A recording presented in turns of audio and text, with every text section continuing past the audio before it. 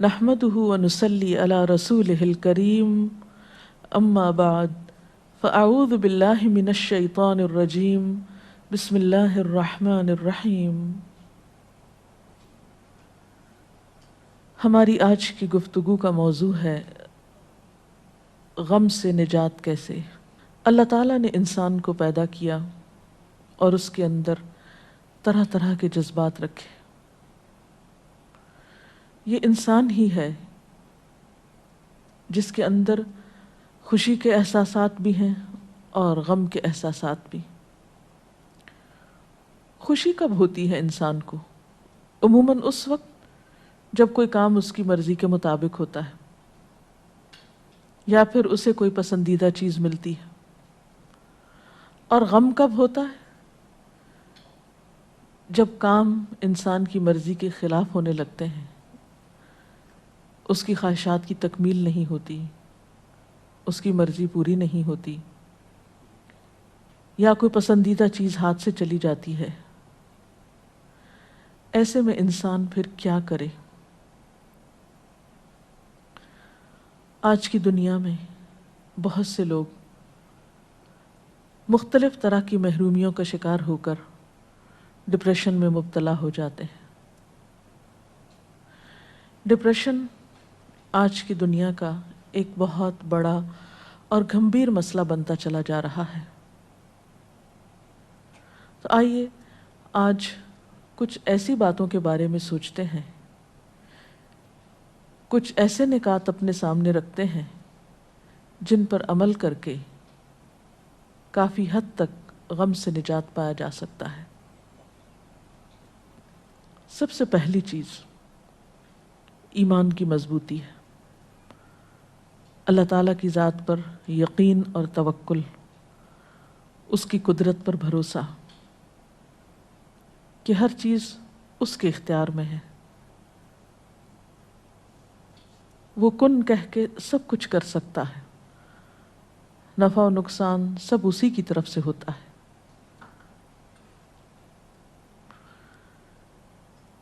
ایمان میں اضافہ کس طرح ہو، توکل کیسے بڑھے، اس کے لیے نفع مند علم کا حصول ضروری ہوتا ہے۔ انسان اچھی باتوں کو سیکھنے کی طرف متوجہ ہو۔ علم نافع انسان کا سینہ کھلا کر دیتا ہے، اس کے دل میں وسعت آنے لگتی ہے۔ اچھی کتب کا مطالعہ انسان کو اچھی کمپنی فراہم کرتا ہے، انسان کی سوچ کو بدل دیتا ہے۔ اسی طرح ذکر کی کثرت اور خصوصی طور پر استغفار۔ حدیث پاک میں آتا ہے جو استغفار کو اپنے لیے لازم کر لے، من لزم الاستغفار، استغفار سے چمٹ جائے، کثرت سے استغفار پڑھے، اللہ تعالیٰ اس کے لیے ہر غم سے نجات کا راستہ بنا دیتے ہیں، ہر مشکل سے نکلنے کے لیے کوئی نہ کوئی راہ اسے عطا کر دیتے ہیں۔ اور ذکر کے بارے میں تو قرآن پاک میں آتا ہے الا بذکر اللہ تطمئن القلوب، خبردار اللہ کے ذکر سے دلوں کو اطمینان نصیب ہوتا ہے۔ اٹھتے بیٹھتے چلتے پھرتے اللہ تعالیٰ کی حمد و ثنا، اللہ کی تسبیح۔ اس کے علاوہ ذکر کرتے کرتے اللہ کی مخلوق کے ساتھ احسان کا رویہ انسان کے لیے باعث سکون ہوتا ہے، خوشی کا ذریعہ ہوتا ہے۔ انسانوں کے ساتھ خواہ اپنے ہوں یا پرائے، رشتہ دار ہوں یا اجنبی، ان کے ساتھ احسان کرنا انسان کو خوشی بخشتا ہے، خصوصاً ایسے انسانوں کے ساتھ احسان جو آپ کے ساتھ نہ کرتے ہوں۔ جیسا کہ حدیث میں آتا ہے کہ جو مجھ سے کٹے میں اس سے جڑوں، جو مجھے محروم کرے میں اسے عطا کروں۔ لہٰذا ان لوگوں کے ساتھ بھلائی کرنا جو ہمارے لیے اچھے جذبات نہ رکھتے ہوں، کیونکہ بدلے کے طور پر احسان کرنا تو آسان ہوتا ہے، لیکن ایسی حالت میں احسان کرنا جبکہ ہم پر زیادتی کی جا رہی ہو، کرنا تو مشکل ہوتا ہے، لیکن اس کے نتیجے میں انسان کو ایک بے پایاں مسرت نصیب ہوتی ہے، ایک بہت گہری ٹھنڈک کا احساس ہوتا ہے، اور یہ کام وہی کر سکتا ہے جو جرت رکھتا ہو۔ لہذا دل کا ثبات اور نیکیوں پر استقرار یہ بھی بہت ضروری ہوتا ہے۔ اور بندوں کے ساتھ نیکی اس وقت ہو سکتی ہے جب انسان کا دل بندوں کے خلاف نفرت اور حسد کے جذبات سے خالی ہو، کیونکہ جب تک انسان انتقام کی پالیسی پر عمل کرتا ہے،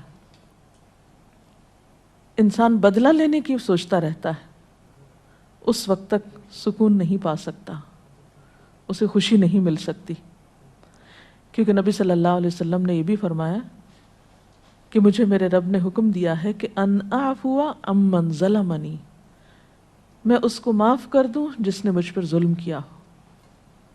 تو جب تک انسان درگزر نہ کرے، دوسرے کے قصور معاف نہ کر دے، اس وقت تک چین نہیں پا سکتا، کیونکہ انتقام کی آگ میں جلنے والا سب سے پہلے تو خود کو نقصان دیتا ہے۔ انتقام تو معلوم نہیں لے سکتا ہے یا نہیں لے سکتا، لیکن اپنی پریشانیوں میں اضافہ کرتا رہتا ہے۔ اسی طرح ڈپریشن سے نجات کے لیے یہ بھی ضروری ہے کہ ہم اپنی زبان کی حفاظت کریں، فضول باتیں، فضول گفتگو اور لغویات سے پرہیز کریں، ہر معاملے میں اعتدال سے کام لیں، محبت ہو یا نفرت ہو۔ پھر اسی طرح یہ فارغ رہنے سے بچیں، کیونکہ جو شخص فارغ ہوتا ہے، جس کے پاس کوئی کام نہیں ہوتا، جس کی زندگی میں کوئی مقصد نہیں ہوتا، جو شخص سٹرگل نہیں کرتا، ہارڈ ورک نہیں کرتا، محنت نہیں کرتا، وہ شخص کبھی بھی غم سے نجات نہیں پا سکتا۔ پھر اسی طرح یہ بات بھی ضروری ہے کہ انسان آج میں رہے، ماضی میں جو ہو چکا سو ہو چکا، وہ تو ہاتھ سے جا چکا، وہ واپس نہیں آ سکتا۔ پچھلا لمحہ جو گزر گیا آپ اس کو پلٹا نہیں سکتے، اس کے لیے کیا ہے کہ آپ آج میں رہنا سیکھیں اور کل کی فکر نہیں کریں، کیونکہ کل آپ نے دیکھا ہی نہیں، کل تو اندھیرے پردے میں ہے، نہ ماضی آپ کے ہاتھ میں، نہ مستقبل آپ کے ہاتھ میں ہے، آپ کے ہاتھ میں آج ہے۔ اس آج کی قدردانی کریں، اس آج کی فکر کریں۔ اس وقت اللہ نے جو وقت دیا ہے، اس وقت اللہ تعالیٰ نے جو قوت، جو قدرت ہمیں عطا کی ہے، اس سے فائدہ اٹھائیں۔ ہم دیکھ سکتے ہیں، ہم بول سکتے ہیں، ہم اپنے بہت سے کام کر سکتے ہیں۔ ہمارے پاس اس وقت زندگی جیسی نعمت ہے، جب یہ نہیں رہے گی تو ہم کسی کام کے لائق نہیں رہیں گے۔ اس لیے جو آج ہے، جو اس وقت ہاتھ میں ہے، جو یہ لمحے ہیں، ان سے فائدہ اٹھائیں، ان کو انجوائے کریں، ان میں اپنی سوچ کو مثبت بنائیں۔ پھر اسی طرح نعمتوں کے معاملے میں اپنے سے کمتر کو دیکھیں، دکھوں کے معاملے میں اپنے سے اوپر والے کو دیکھیں کہ ہم سے زیادہ مشکل میں کون ہے۔ تو اس طرح دل میں شکر کے جذبات پیدا ہوں گے۔ پھر اسی طرح ایک اور اہم بات یہ ہے کہ دوسروں سے توقعات کم رکھیں، کیونکہ تمام انسان کمزور ہیں۔ ہم بسا اوقات کوئی شخص جو ہم سے ایک وقت میں اچھا سلوک کرتا ہے، ہم اس سے بہت بڑی توقع رکھ کے بیٹھ جاتے ہیں کہ وہ آئندہ بھی ہمارے ساتھ بہت کچھ کرے گا، دوسرے وقت میں وہ اس قابل نہیں ہوتا، وہ کسی مشکل یا کسی مجبوری میں ہو سکتا ہے۔ پھر جب ہماری توقع اس سے ٹوٹتی ہے، ہم پھر مایوسی کا شکار ہوتے ہیں، پریشانی کا شکار ہوتے ہیں۔ توکل اللہ کی ذات پر رکھیں، بھروسہ اس پر کریں، سب کچھ اس کے ہاتھ میں ہے، بندوں کے ہاتھ میں کچھ نہیں۔ جو کچھ بندوں کے ہاتھ میں، اس سے مایوس ہو جائیں، کیونکہ بندے تو خود محتاج ہیں، صرف ایک اللہ ہی کی ذات ہے جو کسی کی محتاج نہیں۔ قرآن پاک میں آتا ہے یا ایھا الناس انتم الفقراء الی اللہ واللہ ھو الغنی الحمید، اے لوگو تم سب اللہ کے محتاج ہو اور اللہ وہ بے نیاز ہے، تعریف والا ہے۔ اس لیے بندوں سے، خواہ قریبی دوست ہوں، رشتہ دار ہوں، وہ لوگ جو ہمارے ہمدرد ہوں، ان سب کو انسان سمجھیے۔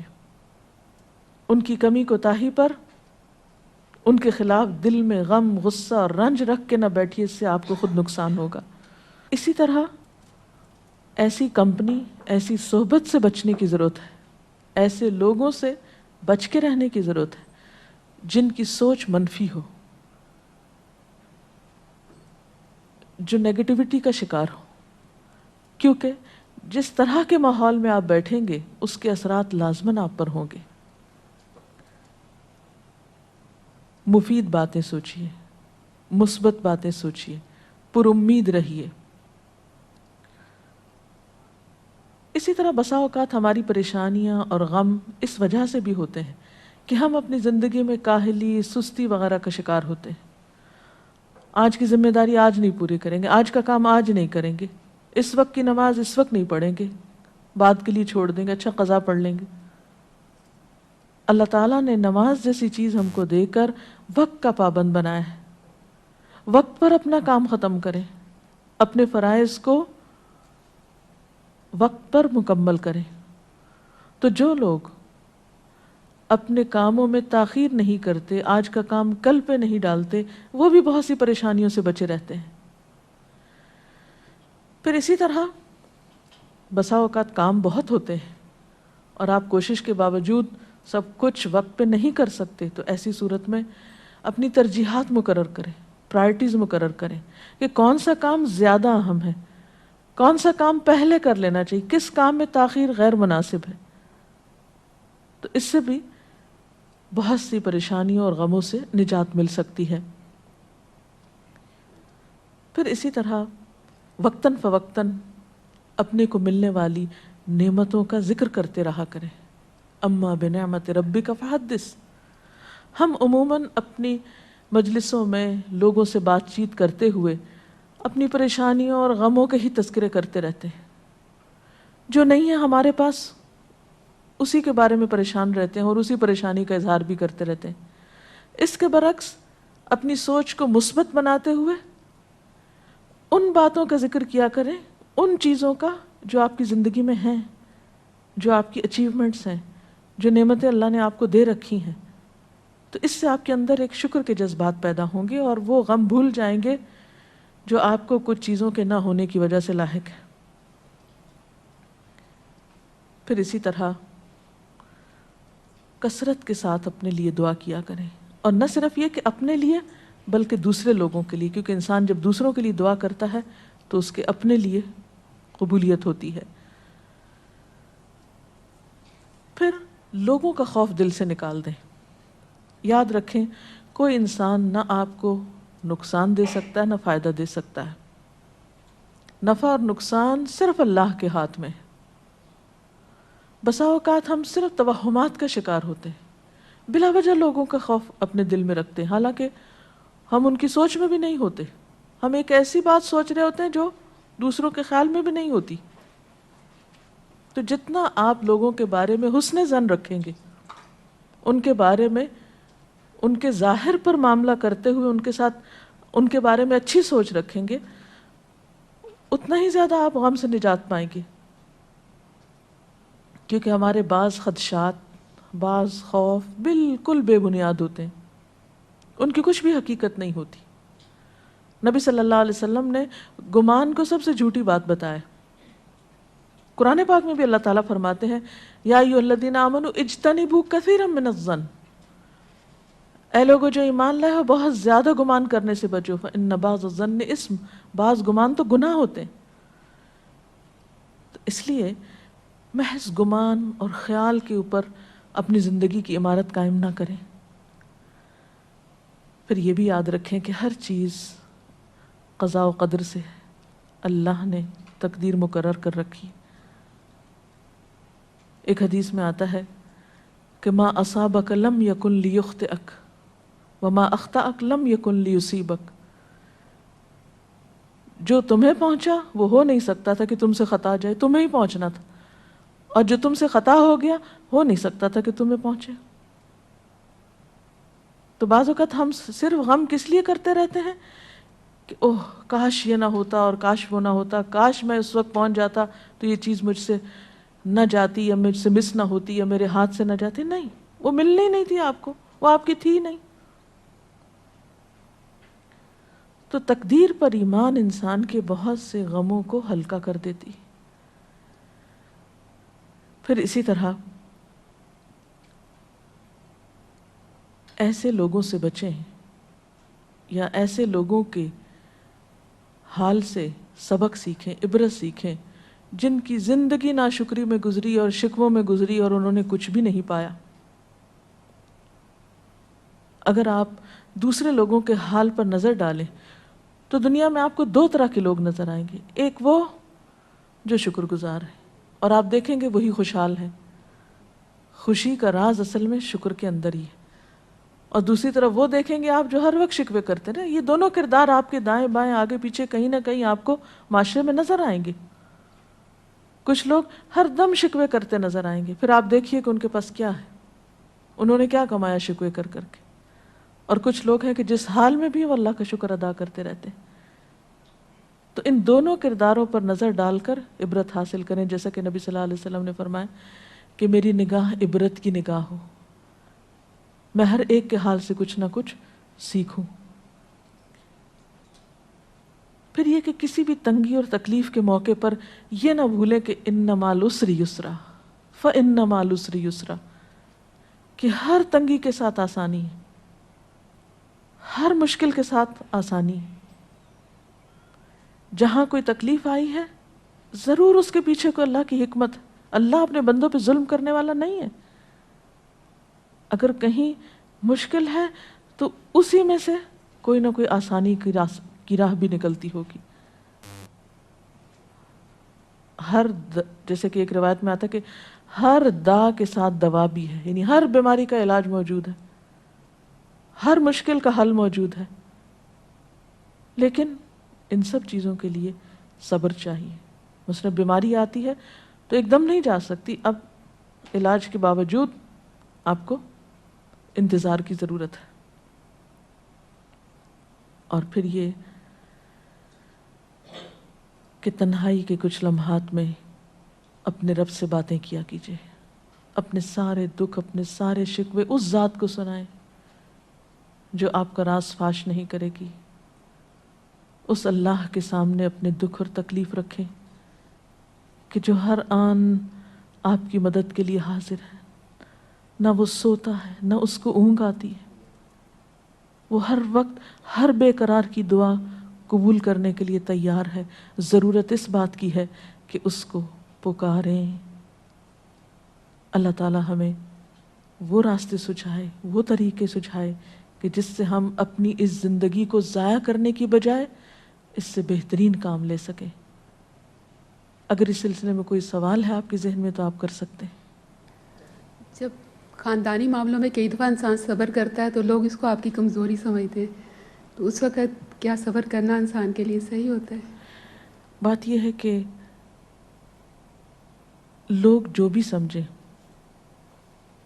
کیونکہ لوگ کچھ نہ کچھ اوپینین تو آپ کے بارے میں ہر صورت میں رکھیں گے، لیکن آپ کو وہ کرنا ہے جو آپ کے لیے فائدہ مند ہو. اپنے عمل کو لوگوں کے تابع نہ کریں کہ آپ نیکی اس وقت کریں گے جب لوگ نیکی کرنے کو اپریشیٹ کریں گے. اور یہ بھی یاد رکھیں کہ ایک ہی وقت میں ایک ہی کام کو کچھ لوگ اپریشیٹ کر رہے ہوتے ہیں، اس کی تعریف کر رہے ہوتے ہیں، اور کچھ لوگ اس پہ تنقید کر رہے ہوتے ہیں. اب آپ کن لوگوں کی بات کریں گے، کن کے اوپینین پہ جائیں گے؟ تو حقیقت یہ ہے کہ عقل مند انسان وہی ہے جو اپنے عمل کو لوگوں کی مرضی کا پابند نہ بنائے، اللہ اور اس کے رسول صلی اللہ علیہ وسلم کی مرضی کا پابند بنائے.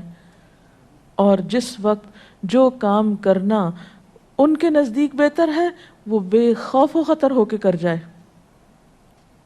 اگر وقتی طور پر نتائج اچھے نظر نہ بھی آئے تو ایک وقت آئے گا کہ وہی لوگ جو کہتے ہیں کہ صبر کرنا کمزوری ہے وہ تسلیم کر لیں گے کہ آپ نے صبر کر کے بہت عقل مندی کی، کیونکہ بے صبری کر کے بھی نتیجہ تو کچھ نہیں نکلتا. بہت سے معاملات بے صبری سے اور خراب ہو جاتے ہیں. جی. جو لوگ ڈپریشن میں ہیں ان کو مصروفیت میں لانے کے لیے کیا تدبیر کی جائے؟ کیونکہ قرآن میں سکون ہے اور فوری طور پہ وہ قرآن سے بھی نہیں جڑتے. یہ درست ہے کہ جو شخص ایک خاص پریشانی کا شکار ہے، یہ ایک خاص لائف سٹائل کا عادی ہو گیا ہے، اس کو ایک دوسرے لائف سٹائل میں لے کے جانا بہت مشکل ہوتا ہے. لیکن آہستہ آہستہ تھوڑا تھوڑا کر کے سہولت کے مطابق اس کے مزاج کو دیکھتے ہوئے اسے آپ مختلف اچھے کام سجیسٹ کر سکتے ہیں. کچھ لوگوں کو پڑھنا فائدہ دیتا ہے، کچھ لوگوں کو کچھ سوشل ورک یا کوئی اور بندوں کی خدمت خوشی دیتی ہے. تو آپ انسان کو دیکھتے ہوئے اس کے ساتھ معاملہ کر سکتے ہیں کہ وہ کس چیز کے لیے راضی ہو سکتا ہے. ایک وقت میں صرف ایک ہی آپشن نہ دیں، کئی ایک آپشنز دے سکتے ہیں اس کو، لیکن اس کو تنہا نہ چھوڑیں. یہ غم سے نجات حاصل کرنے کے لیے استغفار کرنے کو کیوں کہا گیا؟ اس لیے کہ غم ایک ایسی کیفیت ہے جس میں حقیقت میں انسان اللہ کے فیصلے پہ راضی نہیں ہوتا. کیونکہ اگر ہم اللہ کے فیصلے پہ راضی ہو جائیں تو غم کی کیفیت وقتی طور پر ہو اور فوراً ختم بھی ہو جائے. تو استغفار اللہ سے معافی مانگنے کا نام ہے.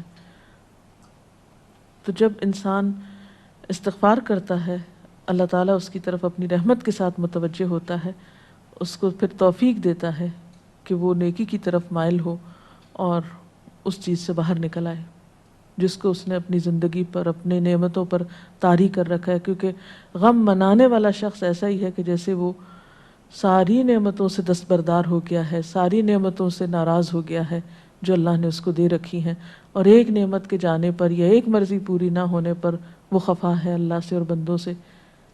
تو اس لیے استغفار ضروری ہے. جی.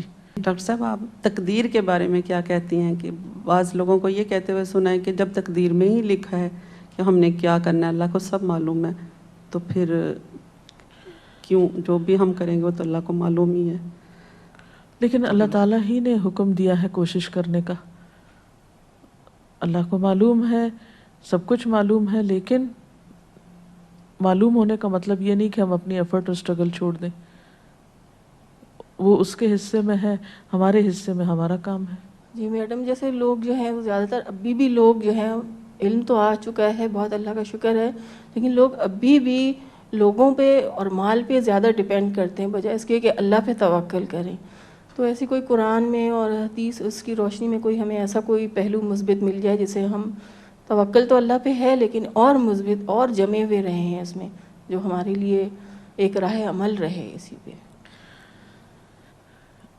اللہ تعالیٰ فرماتے ہیں کہ جو کوئی اللہ پہ بھروسہ کرے گا اللہ اس کو کافی ہو جائے گا،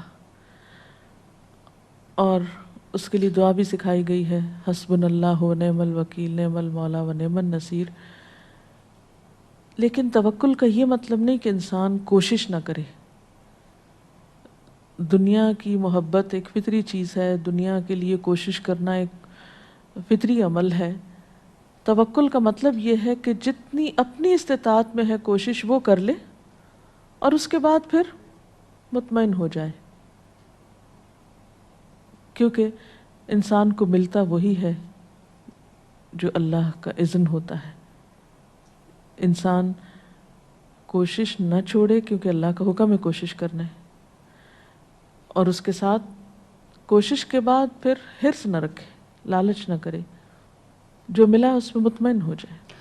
دنیاوی کاموں کے لیے تو ہمیں فوراً سم ٹائم کی اجازت مل جاتی ہے، لیکن دین کے کام کے لیے سم ٹائم ایسا ہوتا ہے کہ اجازت کا ہی مسئلہ بن جاتا ہے کہ وہاں جانا ہے، تو پرمیشن کا دل بھی اتنا چاہ رہا ہوتا ہے لیکن ہم جا نہیں سک رہے ہوتے، تو اس وقت بھی بہت ہی غم کی حالت ہوتی ہے. کوئی بات نہیں، آپ اپنے گھر میں کوئی ایسا انتظام کر لیجئے کہ جہاں آپ مل کے اپنے آپس میں رشتہ دار یا آپ محلے والے یا دوست احباب مل کے بیٹھ کے ایک دینی مجلس کا انعقاد کریں یا اللہ کا ذکر کریں. ضروری نہیں ہوتا کہ کہیں گھر سے باہر جا کر ہی انسان کسی اچھی کمپنی میں بیٹھے. بہت اچھا ہے اگر انسان کے پاس اپرچونٹی ہو، اگر نہیں تو انسان کے پاس بہت سے اور آپشنز ہو سکتے ہیں. تنہائی میں بھی بیٹھ کر آپ اللہ کا ذکر کریں گے اور اللہ سے مدد مانگیں گے تو انشاءاللہ بہت سی مشکلات آسان ہوں گی. جیسے قرآن پاک میں بھی آتا ہے یا ایھا الذین آمنوا استعینوا بالصبر والصلاۃ، اے لوگو جو ایمان لائے ہو صبر اور نماز کے ذریعے اللہ سے مدد مانگو. تو اللہ بندے کو کافی ہو جاتا ہے جب بندہ اپنی کوشش کے بعد اس پر بھروسہ کرتا ہے. اللہ تعالی ہمیں ہر غم اور ہر تکلیف سے نجات دے. میں اپنی گفتگو کا اختتام نبی اکرم صلی اللہ علیہ وسلم کی اس دعا کے ساتھ کروں گی. اللہم انی اعوذ بک من الہم والحزن واعوذ بک من العجز والکسل واعوذ بک من الجبن والبخل واعوذ بک من غلبۃ الدین وقہر الرجال. اس دعا میں بھی آپ صلی اللہ علیہ وسلم نے غم اور فکر اور حزن اور ہم سے اللہ کی پناہ طلب کی ہے. تو حقیقت یہ ہے کہ وہی ہے جو ان تمام مصیبتوں سے نجات دینے والا ہے. اللہ تعالی ہم سب کو اپنی عافیت میں رکھے. وآخر دعوانا ان الحمد للہ رب العالمین. سبحانک اللہم وبحمدک نشہد ان لا الہ الا انت نستغفرک ونتوب الیک. والسلام علیکم ورحمۃ اللہ وبرکاتہ.